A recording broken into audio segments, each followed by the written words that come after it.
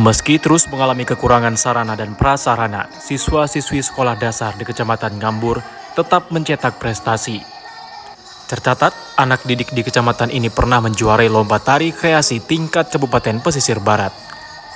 Bukan hanya itu, siswa-siswi SD di Kecamatan Ngambur juga telah menyabet juara 2 untuk lomba pidato dan lomba baris berbaris tingkat kabupaten. Seolah tak mau kalah dari pelajar di wilayah lain, anak SD di Ngambur terus menoreh prestasi meski minim fasilitas. Melalui keputusan bersama dalam kelompok kerja kepala sekolah K3S Kecamatan Ngambur, seluruh sekolah dasar mengadakan berbagai kegiatan positif setiap hari Jumat. Mulai dari kegiatan ekstrakurikuler, Jumat bersih, sampai Jumat berkah dengan cara bersedekah dilakukan setiap anak didik bersama guru mereka. Semua aktivitas ini bertujuan membentuk profil pelajar Pancasila yang menjadi bagian kurikulum pembelajaran kekinian sesuai tuntutan zaman. Menjadi catatan bahwa semua prestasi dan semua upaya pembentukan karakter anak didik ini dilaksanakan di tengah berbagai persoalan yang menimpa masing-masing sekolah. Alhamdulillah SD 38 Kru menjadi wakil atau perwakilan dari Kecamatan Ngambur. Alhamdulillah juga sudah mendapatkan prestasi pertama. Kemarin itu ada lomba ketangkasan PBB, mendapatkan juara kedua untuk pesisir barat. Kemudian lomba pidato juga kemarin sudah mendapatkan prestasi juara kedua untuk pesisir barat, dan juga lomba tari kreasi. Alhamdulillah SD 38 mendapat juara pertama. Setiap hari Jumat kami sudah aktif mengadakan kegiatan ekstrakurikulernya. Dan setiap hari Jumat itu kami juga pagi selesai olahraga, yaitu melaksanakan olahraga Jumat sehat. Kemudian kami juga melaksanakan kegiatan Jumat bersih, jadi bersih-bersih di lingkungan sekolah, di lingkungan kelas yang ada di SD 38 Krui, anak-anak bersama Bapak dan Ibu Dewan Guru. Dan sekaligus juga kami membiasakan anak-anak kami untuk bersedekah. Jadi kami juga adakan kegiatan sedekah setiap Jumat berkah. Merujuk Dapodik, Ketua K3S SD Kecamatan Ngambur Rosnawati membenarkan seluruh SD di Kecamatan Ngambur butuh rehab. Total ada 11 sekolah dasar di Kecamatan Ngambur dan semuanya mengalami berbagai persoalan fasilitas penunjang kegiatan belajar dan mengajar. Ada sekolah yang butuh penambahan ruang kelas atau butuh rehab ruang kelas. Ada juga sekolah yang butuh laboratorium komputer dan pagar untuk pengaman proses KBM. Selain itu ada sekolah yang butuh sumur serta sekolah yang tidak dapat sinyal, sehingga menyulitkan proses pembelajaran sesuai tuntutan pola belajar di era TI yang harus terkoneksi jaringan internet. Semua persoalan ini menjadi perhatian K3S SD Kecamatan Ngambur dan telah diteruskan dalam bentuk pengajuan proposal dari masing-masing sekolah kepada pemerintah kabupaten, provinsi maupun pusat. Selain prestasi, SDN 38 Krui di Kecamatan Ngambur memiliki sejumlah masalah. Sekolah ini masih kekurangan ruang belajar. Untuk mengatasi kondisi itu, pihak sekolah menggunakan ruangan laboratorium komputer serta gudang menjadi ruang kelas. Pagar SDN 38 Krui juga jadi persoalan, sebab sebagian pagar SDN ini menggunakan seng bekas, belum sepenuhnya pagar tembok. Pihak sekolah berharap pemerintah bisa segera membangun kekurangan ruang kelas serta membangun pagar sepanjang 100 meter agar proses KBM di SDN 38 bisa berjalan dengan baik. Bukan hanya menyoroti kondisi SDN 38 Krui, Ketua K3S SD Kecamatan Ngambur juga berharap pemerintah bisa memberi pengertian terhadap minimnya fasilitas seluruh sekolah dasar negeri yang ada di Kecamatan Ngambur. Nah, pertama yang kami rasakan terutama fasilitas ruang belajar. Karena selama ini kami sudah memaksimalkan untuk kegiatan belajar mengajar, itu kami adakan pagi semua. Jadi terpaksa kami masih pakai ruang lab dan gudang. Itu untuk kegiatan belajar. Terutama masalah pagar. Karena di SD kami ini namanya orang banyak, anak-anak kita, murid kita banyak. Jadi kadang-kadang keamanan pagar di lingkungan kita ini masih membutuhkan pagar. Jadi masih kurang sekitar 100 meter. Dan umumnya juga di Kecamatan Ngambur ini masih banyak untuk rehab, perbaikan sekolah. Dari semua SDN yang ada, mungkin SDN 44 Krui di Pekon Ulok Mukti yang paling memprihatinkan kondisinya. Meski memiliki 6 rombongan belajar, sekolah ini hanya punya 4 ruang kelas. Sebab itu, siswa kelas 4 harus rela belajar di ruang perpustakaan yang sempit. Selain itu, siswa kelas 1 dan kelas 2 harus belajar secara paralel dengan durasi jam belajar yang sempit. Siswa kelas 1 masuk pukul 7.30 dan harus selesai pukul 9.30. Setelahnya, siswa kelas 2 melanjutkan KBM pada ruang kelas yang sama sejak pukul 10.30 hingga pukul 12.30. Baik siswa kelas 1 maupun siswa kelas 2 hanya punya waktu belajar selama 2 jam. Kondisi ini dikeluhkan baik oleh murid juga guru, bahkan orang tua murid. Beberapa tahun belakangan SDN 44 Krui mulai kekurangan siswa. Saat ini hanya 97 anak yang bersekolah di sini. Padahal SDN terdekat yakni SDN 47 Krui memiliki sekitar 400 murid. Kelas berapa sekarang? Kelas 4. Tommy belajar di perpustakaan udah lama. Kenapa belajar di sini? Tahu nggak? Karena yang kelas 3 ini kebanyakan siswanya. Jadi pindah Enakan belajar di kelas apa enakan belajar di perpus? di kelas. Di kelas. Kenapa di kelas? Karena tempatnya ini lega. Lega ya. Emang kalau di perpus kenapa? Enggak seru. Sejatinya ada 8 ruang kelas di SDN 44 Krui. Namun 4 ruang kelas sudah rusak parah, bahkan nyaris roboh. Menurut kepala sekolah, 4 ruang kelas yang rusak sudah tidak digunakan sejak 2019 silam. Bangunan itu sudah tua sebab dibangun pada 1996 silam dan hingga kini belum mendapat perbaikan. Pihak sekolah berharap pemerintah bisa merobohkan gedung tersebut dan menggantinya dengan gedung yang baru. SDN 44 ternyata juga tidak punya pagar pengaman. Padahal letak sekolah ini berbatasan langsung dengan belukar dan sungai yang tidak aman bagi anak-anak.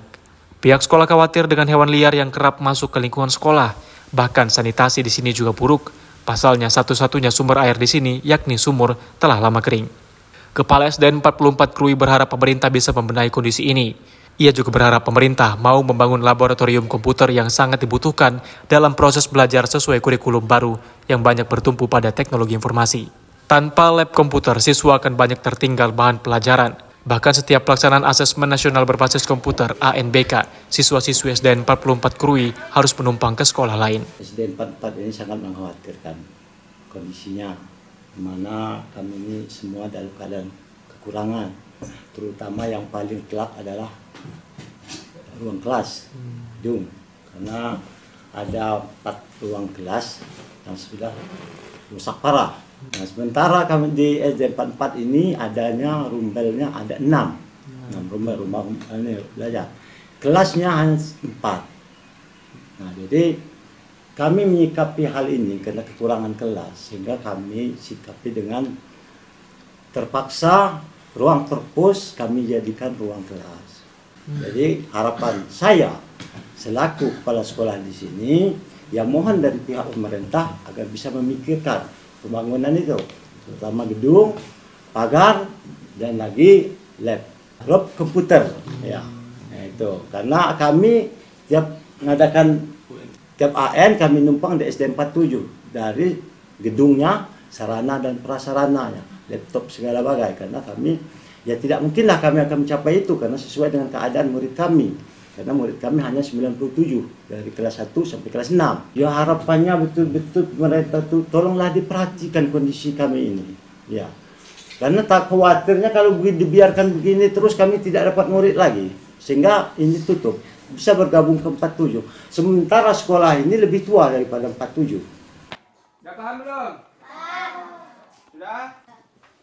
Jika kondisi ini terus dibiarkan, pihak sekolah khawatir SDN 44 Krui pada akhirnya akan ditutup. Padahal sekolah ini merupakan sekolah perintis di wilayah Panji Wayang dan sekitarnya. Minimnya sarpras di SDN 44 telah menyebabkan warga enggan mendaftarkan anak mereka ke sana. Warga sekitar lebih memilih menyekolahkan buah hati mereka ke SDN 47 meski jarak tempuhnya lebih jauh. Namun demikian, seluruh Dewan Guru di SDN 44 tak menyerah. Mereka memastikan semua upaya terbaik dilaksanakan demi terselenggaranya proses KBM sesuai kurikulum yang ada. Kegiatan Jumat Bersih dan Jumat Berkah juga berjalan tepat waktu, meski dengan fasilitas adanya. Beda sekolah, berbeda pula tantangan yang dihadapi. Di SDN 48 Krui, sulitnya mengakses internet jadi persoalan yang belum selesai sampai hari ini. Terletak pada wilayah blank spot, proses belajar dan mengajar di sekolah ini selalu tidak maksimal. Menurut para guru yang berdinas di sini, tuntutan kurikulum saat ini yang menitik beratkan pembelajaran pada teknologi dan informasi menggunakan fasilitas internet sulit dipenuhi. Sinyalnya tak ada, tak jarang guru dan para murid harus keluar dari lingkungan sekolah untuk mencari sinyal. Bukan hanya jauh, proses belajar di luar lingkungan sekolah sering tidak maksimal karena terganggu dengan lingkungan umum. Maklum, titik dengan sinyal memadai yang terdekat dari SDN 48 adalah di Pasar Minggu, sebuah lokasi yang padat pemukiman dan padat lalu lintas. Proses KBM menggunakan buku pelajaran sangat terbatas, tidak memadai untuk memenuhi tuntutan kurikulum kekinian. Sinyal untuk mengakses internet menjadi kebutuhan mutlak guna memperluas pengetahuan siswa. Sebab itu, Kepala SDN 48 Krui, Zaryati, berharap pemerintah bisa membangun tower penguat sinyal di sana. Jika akses internet baik, maka pembelajaran juga akan maksimal bagi anak didik. Kendala di sekolahan kita sampai saat ini itu karena segala pelajaran itu diambil dari internet. Untuk pembelajaran yang diberikan kepada siswa, dengan tidak adanya internetnya apakah maksimal sih, Bu? Kalau tidak ada internet itu ya kita berusaha tidak semaksimal mungkin, karena kalau sama buku pelajaran itu dia terbatas, tapi kalau sama internet itu dia tidak terbatas cara menyampaikannya dan juga cara pelaksanaannya. Lebih luas dari buku pelajarannya. Semenjak berdirinya sekolah SDN 48 Krui ini, kondisi internet memang terganggu sampai sekarang. Ya, harapan saya supaya internet ini dilancarkan biar sekolah SDN 48 Krui ini cepat mengakses untuk belajar mengajarnya. Dari pesisir barat Lampung, Pujiansyah, Daniel Ngantung, TV One mengabarkan.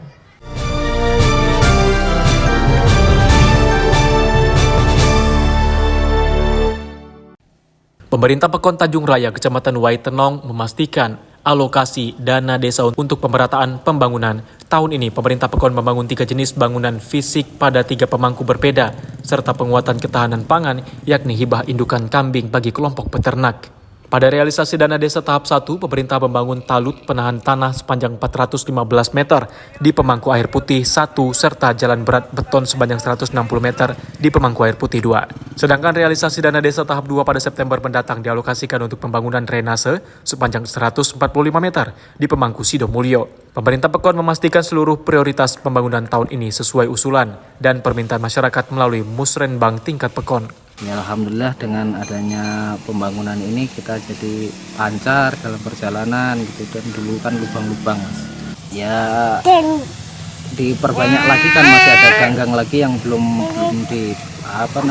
dapat rapat gitu kan, dirapat juga kayak ke jalan-jalan kayak gini kan. Selain menggenjot pembangunan fisik, pemerintah Pekon juga memberikan bantuan hibah indukan kambing Rambon untuk penguatan ketahanan pangan. Ada 2 kelompok peternak yang menjadi sasaran program, yakni kelompok tani Rasa dan kelompok tani Mekarsari. Tahun ini ada 49 ekor kambing yang diberikan kepada kelompok tani. Program ini sudah berjalan sejak tahun 2022.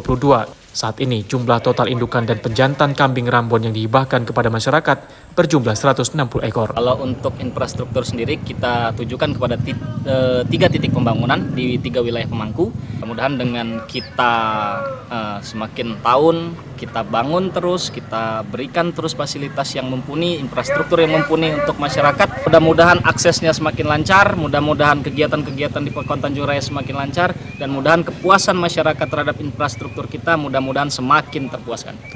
Sedikitnya ada 540 rumah tangga di Pekon Tanjung Raya, Kabupaten Lampung Barat. Jumlah jiwanya sebanyak 1.783. Mayoritas mereka adalah petani kopi dan peternak. Dari Lampung Barat, Lampung, Pujiansyah, Daniel Ngantung, TV One mengabarkan.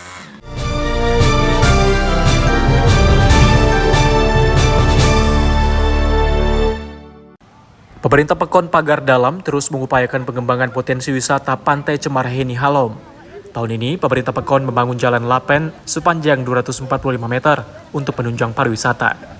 Selain sebagai jalan wisata, jalan lapen selebar 3 meter ini juga berfungsi sebagai jalan usaha nelayan. Pantai Cemara mulai dikelola pemerintah Pekon sejak tahun lalu. Didampingi mahasiswa KKN Unila, pemerintah membentuk kelompok masyarakat untuk mengelola Pantai Cemara. Fasilitas bersantai seperti tempat duduk dan warung sudah tersedia di pantai ini. Setiap hari libur, Pantai Cemara selalu ramai dikunjungi wisatawan lokal, khususnya muda-mudi dan keluarga. Yang khas di Heni Halom adalah deretan pohon cemara di bibir pantai yang panjangnya mencapai 2 km. Naungan kanopi yang terbentuk dari ratusan pohon cemara di sini memberikan kesejukan yang nikmat bagi para pelancong. Ditambah deburan ombak yang keras, pasir pantai yang putih kehitaman, serta barisan perahu nelayan yang bersandar, lengkaplah sajian pemandangan yang didambakan mata setiap wisatawan yang datang ke pantai ini. Cemara Beach Heni Halom merupakan spot wisata yang terkoneksi dengan spot wisata unggulan Kabupaten Pesisir Barat, Lampung. Sebab letak pantai ini tidak jauh dari Pantai Tanjung Setia dan Pantai Karang Nyimbor, serta Pantai Mandiri yang memiliki banyak lokasi penginapan wisata. Jadi potensi wisata tempat kita ini yaitu Pantai Cemara Beach Heni Halom yang dikelola dari tahun 2023 kemarin dengan salah satu program dari anak-anak KKN dari Universitas Lampung untuk membuka tempat wisata. Jadi dalam proses pengembangan kita ini apa nih dukungan PON yang udah direalisasikan untuk menunjang potensi ini? Jadi dukungan dari pihak PON, alhamdulillah kita udah sekitar lebih kurang 10 hari yang lalu kita habis pengerjaan yang namanya jalan usaha nelayan. Ya, jalan usaha nelayan ini menyatu dengan jalan usaha pariwisata. Ya, pariwisata yaitu Lapen. Ya, pembangunan Lapen dengan panjangnya 245 meter dengan lebar 3 meter. Dari pesisir barat Lampung, Pujiansyah Daniel Ngantung, TV One mengabarkan.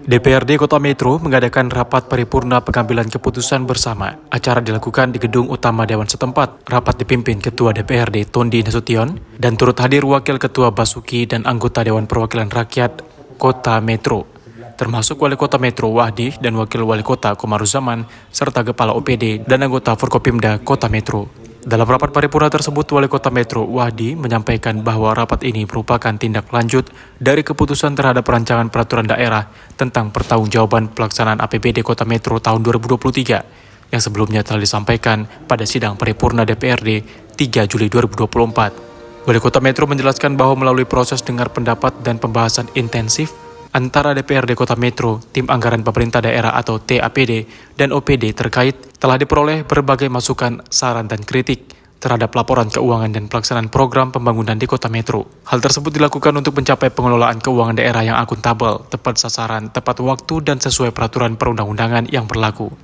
Alhamdulillah hari ini kita menyelesaikan satu agenda besar terhadap rancangan peraturan pertanggungjawaban APBD Kota Metro tahun 2023.